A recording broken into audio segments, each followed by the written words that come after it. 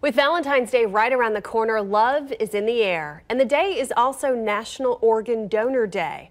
One local man who received the gift of life is excited to celebrate both this year. His story is only on KCTV5. Kevin Calhoun couldn't change his family history. I was diagnosed with cardiomyopathy when I was 28, and it was familial, is what my father has it. For years, he got by with medication and a healthy lifestyle, but he still felt terrible. I couldn't do any physical activities. I couldn't even exercise. I would try to walk as much as I could, and a lot of sleepiness and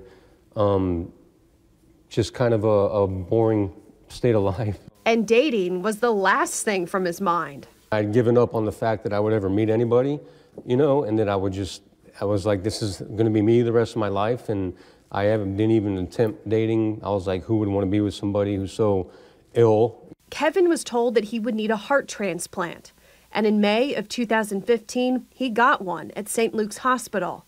He immediately felt better. Just sitting there, I felt like I could just jump out of bed and just run. Just sitting there and waking up, coming out of that, I felt the blood flowing through my body, and I hadn't felt that in years. After making a full recovery, in 2017, Kevin attended the World Transplant Games in Spain.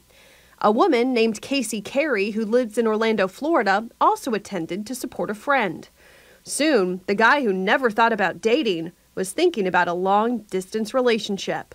We were just left it as like, well, we'll just talk and visit over time, but every day since we got back, we've just talked. I knew within a month she was the one. Around Christmas, Kevin took Casey around town and eventually brought her to the chapel at St. Luke's. I kind of got out right here and knelt down, and I proposed to her. This is where I got my heart and where I got my second chance in life, and this is where I wanted to give her my heart and propose to her. Casey will move to Kansas City in March, and the wedding will be in Florida in June. Without your heart transplant, I mean, this never would have happened. Nope, not at all. Kevin says he's never been happier, and every day he thinks about his donor.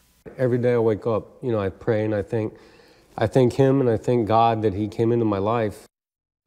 And Kevin is an ambassador for the Midwest Transplant Network. He tells me he's written to his donor's family and they've written back, and the next step will be to meet one another.